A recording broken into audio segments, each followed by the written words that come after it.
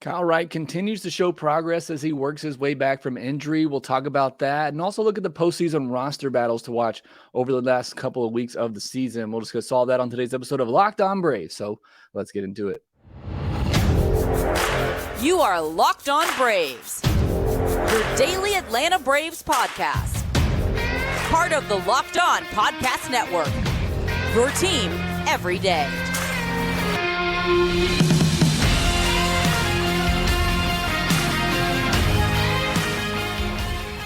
Hey, and welcome back to Locked On Braves, part of Locked On Sports Atlanta, where we cover your favorite Atlanta sports teams each and every day.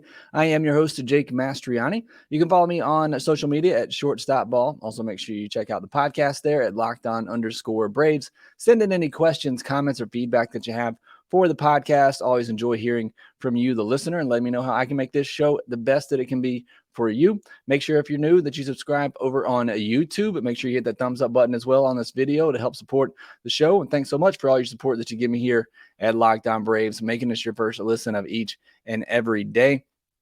I want to give a shout out to Brumley Gap, Balefire, which, are you a Wheel of Time fan? I don't know. I've been reading those books here lately. Dale Hahn, Wing Buster, recent subscriber, is now an everydayer. Thank you so much for that. And Charles Estes in Atlanta. Thank you for letting me know that you are an everydayer of this podcast and all the support you give me here at Locked On Braves. Today's episode is brought to you by Gametime. Download the Gametime app, create an account, and use code LOCKEDONMLB for $20 off your first purchase. Last-minute tickets, lowest price guaranteed. On today's podcast, we're going to recap Monday's game, talk about Kyle Wright's performance. Is he getting closer? What's his role going to be in the postseason? We'll discuss all of that. But we're going to spend a lot of time today's episode looking at the postseason roster battles here down the stretch and who can win those jobs, what jobs are up for grab. We'll discuss all of that and then look towards Tuesday's game where hopefully the Braves are going to end this little losing streak that they're on. Before we do that, though, this episode's also brought to you by Jase Medical. Empower yourself when you purchase a Jase case, providing you with personal supply of 5 antibiotics that treat 50-plus infections. Get yours today at jasemedical.com. That's JASE medical.com. All right, let's get into Monday's recap. Another ugly loss, 7-1. I told you yesterday's podcast, for me, I'm treating this like spring training. I'm trying not to focus on the results. I'm not saying that that's easy. I certainly don't like losing, even if it doesn't mean a whole lot. But I'm trying to treat these like spring training. Braves are going to get their wins. They're going to, get their numbers, but that's not really what's most important right now. What's most important is figuring out these last couple of roster spots, which we're going to talk about today, and keeping everyone healthy. More than anything, keeping everyone healthy is of the utmost important these last couple of weeks. Now, I know the home field advantage thing is up for grabs, and Dodgers and Orioles both made some ground in that department on Monday. But again, for me, it's more important to have everybody healthy and ready to go for the postseason than getting that home field advantage. So that, to me, is the biggest key here down the stretch.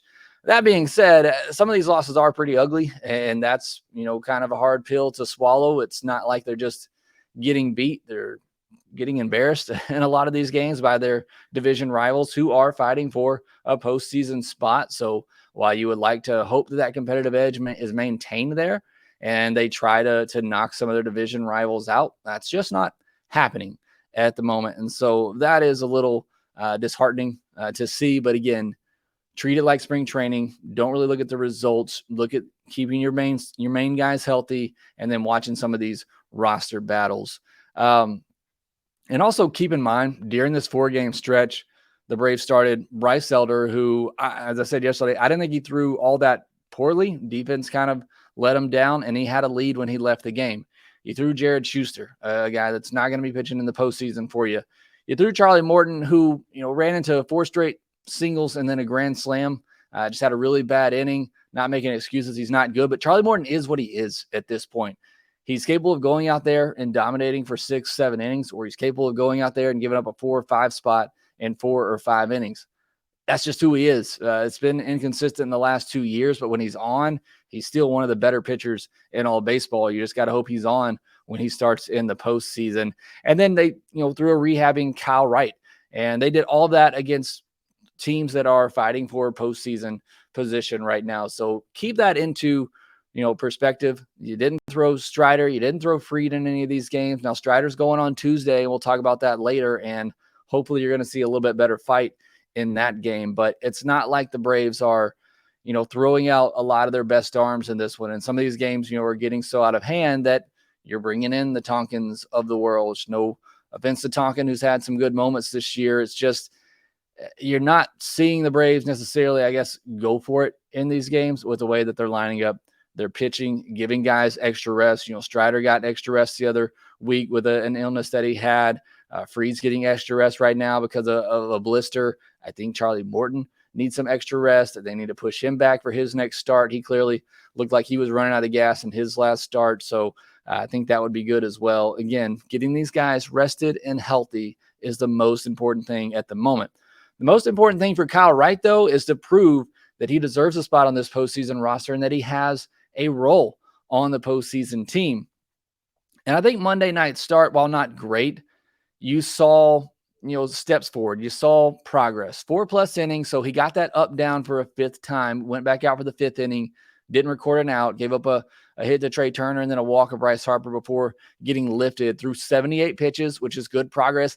Again, this is a guy that's not even stretched out yet. I mean, this is a guy that should still be at Gwinnett, rehabbing, getting stretched out, but instead he's up at the big league level because the Braves want to see what they have in him and if they can trust him. But 4+ innings, 5 hits, 4 walks, 4 earned runs, 5 strikeouts, gave up 3 home runs, and that was really the big one here. And you look at those home runs and the pitches that were hit out, I mean, 2 of them were not bad pitches. They were really good swings. One of them, barely got out. One of them was hit by Bryce Harper, who's just an MVP, amazing player. I mean, it was a backdoor, perfectly placed curveball, and Bryce Harper is just a really good hitter. But there was progress in this one. 6 whiffs on 14 swings against that curveball. To me, that's a pitch that seems to be working for him at the moment. What's not working is the sinker. That seems to be the problem for him right now. And it still has good movement on it. It's just the inconsistency and location right now. A big drop in velocity, which again, he's been off for 4 months. He's trying to build back up to that. So he's just not there with it yet. And he's not getting the consistency on that sinker or really the 4-seam fastball either. And at least in this start, it doesn't seem like he trusts that changeup and slider at all right now. And this is the problem with somewhat rushing him back. And Braves were, again, kind of backed themselves into a corner here because they wanted to see what they had in Kyle Wright before the postseason and give him, ample opportunities at the big league level. They also had some other injuries and stuff going on in the rotation that kind of forced their hand to bring Kyle Wright up when they did. But if he were still at AAA, getting stretched out, building up his stamina, working his way back, you would throw that changeup, you would throw that slider regardless because you want to get a better feel for it. And those aren't his most, used pitches. And there's some starts he's just not going to use them a lot. He threw 1 slider last night, though. It's just he doesn't have the opportunity to work on those pitches to get to a point where he does trust them. So right now he's just going with what he feels like he does trust. And it's made him primarily a 2-pitch pitcher. I mean, technically he's throwing a sinker and a 4-seamer, but, they're both fastballs, but he's throwing curveball, sinker, 4-seam. And that's what he's throwing right now. And it's making him a lot more predictable, I think. And it may be, the case of him he's going to go to the bullpen and see if he can get through a lineup, 1 or 2 times coming out of the bullpen if he needs to. If, a starter has a short outing, gets injured, whatever it may be. I think that's going to be the ultimate role here for Kyle Wright. But it's just, again, I think it's a side effect of this problem that the Braves were backed into of bringing him up early. So he doesn't have an opportunity to work on those other pitches in a, non-stress-free environment or a stress-free environment at the minor league level where results, really don't matter. So I think that's part of the issue here too. He wants the results. He talked about it after the game. He's just going with what he trusts right now and trying to find out what he does trust. And I think right now it's just the curveball. And I think he's trying to get the trust in his sinker, but it's just, he doesn't have his full allotment of pitches. And again, I think he's just running out of time. I just don't know that there's enough time left for him to prove that he can be trusted to start a game in the postseason. Now, if the Braves had to, I think they certainly would. but I just don't think there's enough time for him to get the trust in the pitches that you need to say that you feel comfortable starting him in a postseason game. I think ultimately his role is going to be out of the bullpen, and I think that could be a great role for him. Look, that's what he did in the World Series in 2021. I mean, came into the first inning, so it felt like it was a start, but he did come on in relief of Dylan Lee in that first inning and pitched a great game in that World Series to help the Braves win. So could be a crucial role for the Braves, but want to see him, he's going to get 2 more starts. So I want to see him continue to take steps forward and prove that he can be trusted in the postseason, because I think that could be a pivotal role for him and the Braves and that pitching staff. Not much offense in this one either. This one wasn't solely on the pitching. Of course, when you give up 7 runs pretty early in the game, kind of devastating. Zach Wheeler is also still really good. I know the Braves got to him last time, but he's obviously still a really good pitcher. He retired 15 of the first 17 batters, allowing just a home run and a walk through the first 5 innings. Braves just could not get anything going against him. Their only chance was, they had bases loaded, 2 outs in the 6th, but Ozuna struck out on a really good sweeper away. I mean, the game was 7-1 at that point. So even if Ozuna gets a hit, you're still, not really back in the game, but that was the only opportunity they had. You want to look at a silver lining here. They did manage to work Zach Wheeler a good bit, got him up to 99 pitches in 6 innings. And had the game been close, maybe you get him out of there and you take a chance against that bullpen when 3 innings left. But Braves really didn't do much against that bullpen either, as they couldn't get any more runs across. Acuna was back. That was the best news from Monday. He was back, made some hard contact in his return, and got a double off Wheeler. A ball hit 111 miles per hour. He also made a pretty good running catch. So good to see him back to full strength. And Mark Bowman reported, Snickers saying that they just wanted to get him off his feet, didn't want to put him back on that turf in Miami where, he had the bad injury a couple of years ago. So that makes a lot of sense. And it sounds like, had they been playing anywhere else, had they been playing in games that really counted or mattered, I think he would have been in there. So that's certainly great to hear. And hopefully we'll see Ronald back in there every day. I still think you probably put him in the DH every now and then and get him off his feet, but good to see him back in there and squaring up some baseballs. Hopefully he, again, gets those 3 more home runs that he needs to get to 40 on the year. But again, really not much else to talk about from the game on Monday. I mean, Michael Tonkin, he is your garbage man at this point. We'll see if he plays that role on the postseason team or if he had the postseason roster spot. And that's what I want to talk about next. What are those postseason roster battles that we need to be watching here down the stretch? And that's what we'll discuss here next. Are you struggling to close deals? Cold outreach is wasting the time of both the buyer and seller at every stage, especially when sellers are using shallow and outdated data. Your organization can overcome these challenges with technology that translates comprehensive, high-quality buyer data into real-time insights. These deeper insights empower sales reps and teams to adopt the habits of top performers, which leads to better outcomes like more pipeline, higher win rates, and larger deals. At LinkedIn, this is called the Deep Sales, and they built the first deep sales platform with the next generation of LinkedIn Sales Navigator. Right now, you can try LinkedIn Sales Navigator and get a 60-day free trial at linkedin.com/lockedon. That is linkedin.com/lockedon for a free 60-day trial.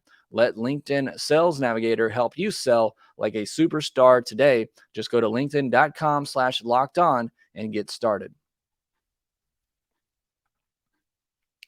Braves and the Phillies will meet again on Tuesday night beginning at 7:20 p.m. Eastern. Catch every pitch of the Braves' hometown broadcast with SiriusXM on the SXM app. Search Braves. All right, I want to spend a good bit of time here in this segment talking about the postseason roster battles. And there's not a lot out there. Obviously, as you know, with the Braves, you're going to have pretty much your same guys in the lineup each and every day. And I think you have your top 4 in the rotation pretty settled as well, and your top guys in the bullpen. But one thing I did want to discuss here, and I wrote about this over on bravestoday.com if you want to go check that out, but do the Braves use a second left-handed reliever? And we touched on this a little bit yesterday, I think, but you have AJ Minter, and he's going to pitch in the 7th or 8th inning, pretty much regardless of handedness. But I think if Snicker plays it right, I think Minter should probably pitch against the top of the other team's order, especially if they got a lot of tough lefties at the top of that order.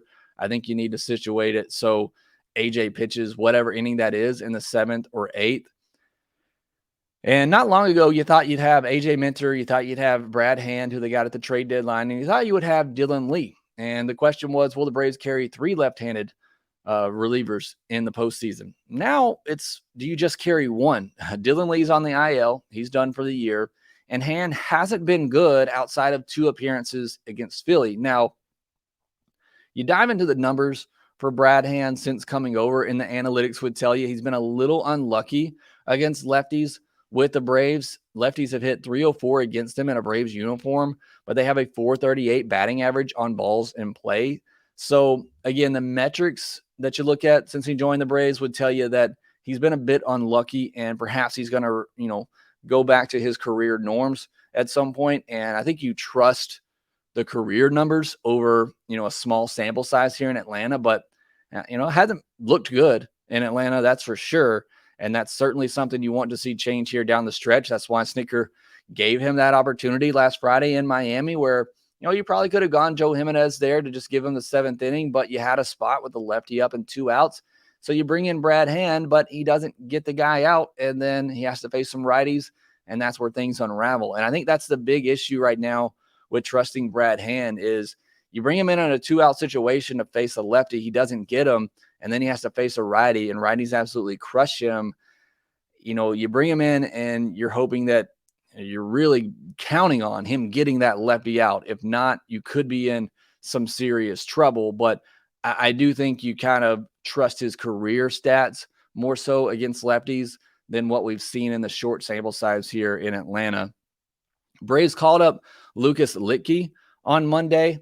He wasn't good to begin the season. He's been just okay at AAA. Now, he was great. He was fantastic on Monday, maybe the best pitcher in that game. Or I think he was the best pitcher the Braves threw in that game. He was really good. Now, do you trust that, or do you trust what you've seen for the most part this season? So we'll see if he gets a longer look. Maybe he gets a couple of more opportunities to see what he can do against lefties here down the stretch. The way the Braves are kind of using that spot right now, he could be demoted today.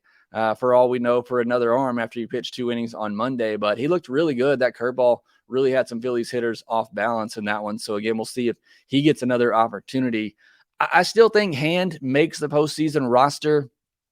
Maybe you use him in a close game where you're either down a run or 2, or maybe a game's tied in the 5th, 6th, 7th innings to try to get a tough lefty out, or you got an inning where a couple of lefties are coming up for the other team, and that's the spot where you use Brad Hand. I wouldn't use him how they used him in Miami, where you had a lead in the 7th inning. Again, I would just go to Jimenez and give him that whole 7th inning. But again, you got a game where maybe it's tied, maybe you're down by a run or 2.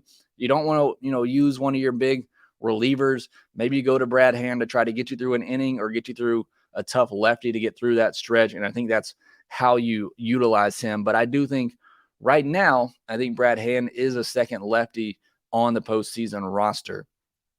Now, sticking with the bullpen, there'll be nine bullpen slots available because you're only going to use 4 starters in the postseason. And those starters are Fried, Strider, Morton, and we'll talk about Elder and Wright in a second. But right now, I'd go with Elder.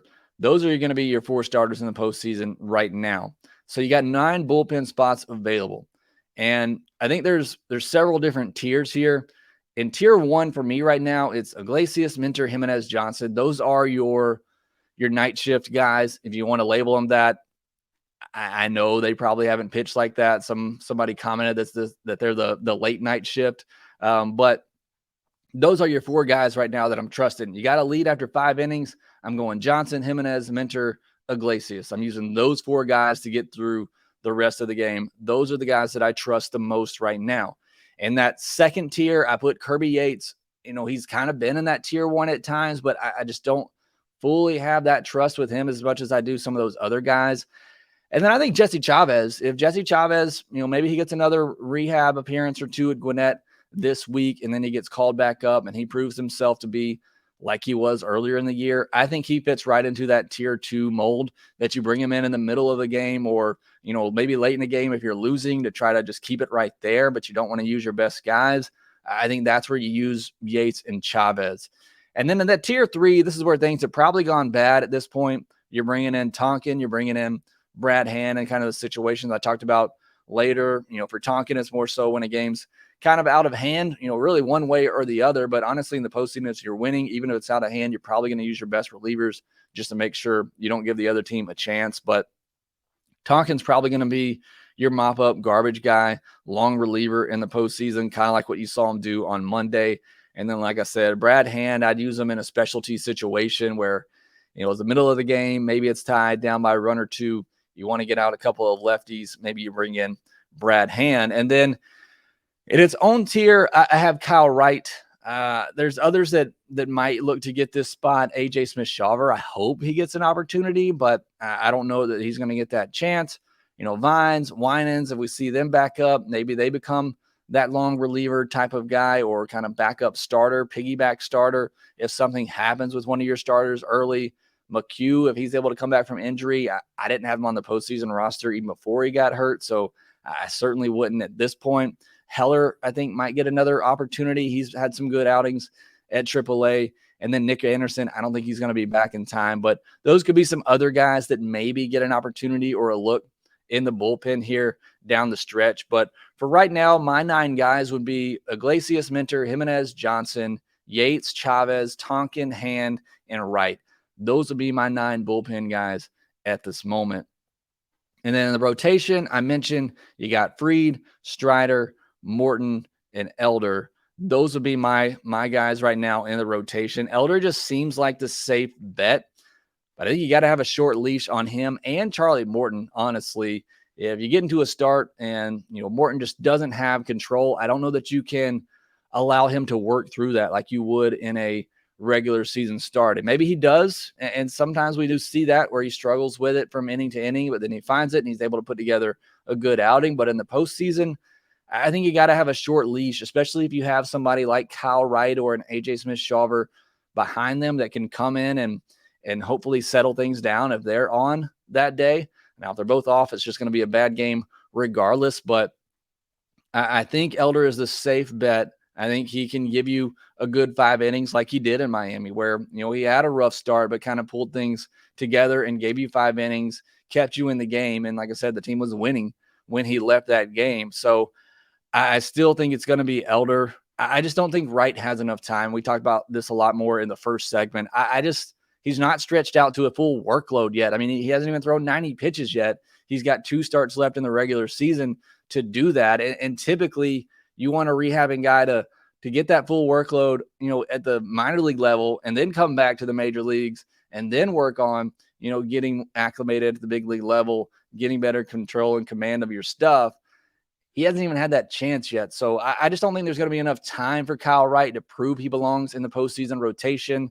I do think he'll be that backup starter, that 9th man in the bullpen on the postseason roster to come in if Morton, Elder, hopefully not Strider or Fried, has to come out early, because I do think you need to have somewhat of a short leash with both Elder and Morton in the postseason if they just clearly don't have it that day. As far as the bench spots, you look at the spots that are guaranteed, Sean Murphy, Travis d'Arnaud, Ozzie Albies, Orlando Arcia, Austin Riley, Matt Olson, Eddie Rosario, Marcelo Ozuna, Michael Harris, and Acuna. That's 10 roster spots that are taken. So you got 3 spots left. And I think these are pretty much locked up at this point. I think it's going to be Pilar, Wall, and Nicky Lopez. Wall is your pinch runner, your late game pinch runner if you need it. Pilar to be your backup outfielder, and Lopez your backup infielder that can play pretty much all 4 infield spots. So I think the bench is locked up at this point. Other candidates, Luke Williams, who's up right now, Vaughn Grissom, he's back from the injured list. If you want to bring him up to give you another bat over the defense that Nicky Lopez provides, then maybe you could do that, but I still think they'll probably go with Lopez. They don't really have a dangerous bat off the bench. Now, the one thing that doesn't really matter, because you're not going to pinch hit for a lot of the Braves hitters. They're so dangerous top to bottom that it's not like you're going to, take out, guys late in the game. The only situation you would do that is if Rosario was coming up and facing a lefty, then you would go to Pilar, who hits lefties really well. So that would really be your only pinch hit scenario. So it's not that big of a deal. So I think the bench is pretty set as well with Pilar, Wall, and Lopez. I think those are going to be your 3 guys. So those are your postseason roster battles. We'll see what shakes out the rest of the way. Again, hopefully not, but if some injuries occur, do other guys get an opportunity here? Again, those are just some things to watch here down the stretch for this Braves team, as they're back in spring training mode. Certainly seems that way with how they're playing, but that is just where the Braves are at right now. They've clinched so early. They've kind of afforded themselves that luxury. So that's what I'm watching here down the stretch. I think the biggest one is the left-handed reliever. Does Brad Hand get some more opportunities to prove himself? Does Lucas Litke get a longer look? And what does Kyle Wright look like in his last 2 starts? Those are the biggest things that I'm watching here down the stretch as far as the postseason roster. Do we get to see A.J. Smith-Shaw, or do we get to see Hurston Waldrop? I don't think so, but do those guys get a shot, to prove maybe they belong in the postseason bullpen? Because I think they could be some dangerous weapons. If so, just don't know if the Braves trust them with where they are, just being young guys in that spot. All right, next we'll turn our attention to Tuesday's game, where the Braves will try to end that 4-game losing streak, and they got the pitcher on the mound to help them do that in Spencer Strider. We'll discuss that next. Don't get caught unprepared when disaster strikes. Make sure you have emergency medication ready. Jase Medical can help you be prepared. Their Jase case provides 5 life-saving antibiotics for emergency use. I ordered mine the other day. The process is super simple. All it takes to get a Jase case is to fill out a simple online form. And in some cases, not mine, you'll have to have a quick call with a board-certified physician. Everyone should be empowered to care for themselves and their loved ones during the unexpected. Jase handles everything from online evaluation to licensed pharmacy medication delivery and ongoing consultation and care. Save more than $360 by getting these life-saving antibiotics with Jase Medical, plus an additional $20 off by using my code LOCKEDON at checkout on jasemedical.com. That's JASE medical.com. Braves and Phillies continue their series on Tuesday night at 7:20 p.m. Eastern. Catch every pitch of the Braves' hometown broadcast with SiriusXM on the SXM app. Search Braves. A little bit of news for Monday. I already mentioned Lucas Litke was up. Derek Rodriguez sent down as the Braves continue to just filter through their pitchers there at AAA. We'll see if Litke survives the day or if he gets optioned for another pitcher. And then also a little bit of good news, even though the Braves lost, they did clinch a first round bye in the postseason. So, that's obviously good news. I know maybe some people don't like that bye. I certainly don't like the 5 days off. It's not great, but again, I think you'd much rather be in the position that the Braves are in right now, having already clinched, having already locked up a first round bye. I think most teams would agree that's the spot that you want to be in. So Braves already know they're going to get that first round bye. They can just get healthy and set themselves up for the NLDS. Now on game 2, setting themselves up to hopefully end a 4-game losing streak, it'll be Christian Sanchez versus Spencer Strider in this one. Should be a good matchup. Sanchez was really good last time against the Braves. He gave up 4 runs but struck out 10. I'm sorry, I said Christian. It's Christopher Sanchez. He's been sneaky good for the Phillies this year. A 3.40 ERA, a 1.05 WHIP, just about a strikeout per inning. And again, I thought he was really solid against the Braves last time. 7 1/3 innings, did give up 8 hits, 1 walk, 4 earned, but struck out 10. And he's really good at getting the ball on the ground, get that sinker ball. So we'll see if the Braves can do a little bit better against him this time. Maybe knock him out a little bit early, put up another big number on him. As for Spencer Strider, he's owned the Phillies in the regular season in his career. We'll see if that can continue. I think he's 7-0 against them in 6 starts and 1 appearance. So again, Braves are trying to end a 4-game losing streak. It seems like the perfect situation to get it done, but as baseball, often will remind us, things don't always go as you might expect. But again, looking forward to Strider getting back out there, hopefully having another dominant performance. Would love to see another double-digit performance as he tries to break John Smoltz' single-season franchise record for strikeouts. Thought the Braves might skip Strider in this one so that he doesn't see the Phillies again, because there's a chance that you see him again in a couple of weeks in the postseason. But I think with the success that he's had against them, they are still fighting for a postseason spot. So you don't want to just, throw a bullpen game out there and somewhat hand them a win while they are fighting for the postseason. So good to see Strider out there. Hopefully, again, he has a great performance because you're going to need him. He's going to be one of your number 2 starters with he and Fried. So want to see them go out and dominate against a really good team and try to end this losing streak for the Braves. Again, it'll be the Braves and the Phillies on Tuesday at 7:20 p.m. Eastern. It'll be Sanchez versus Strider. Catch every pitch of the Braves hometown broadcast with SiriusXM on the SXM app. Search Braves. That will do it for this episode of Locked On Braves. Thanks so much for making us your first listen of each and every day. If you're an everydayer, let me know down in the comment section below on YouTube. Let me know where you listen from. Let me know what time you listen. I like to know all of that and give you a shout out there as well. Make sure you follow us on social media at Shortstop Ball and at LockedOn_Braves. Make sure that you rate, review, and subscribe to the Locked On Braves podcast wherever you get your podcast, and we will talk to you next time.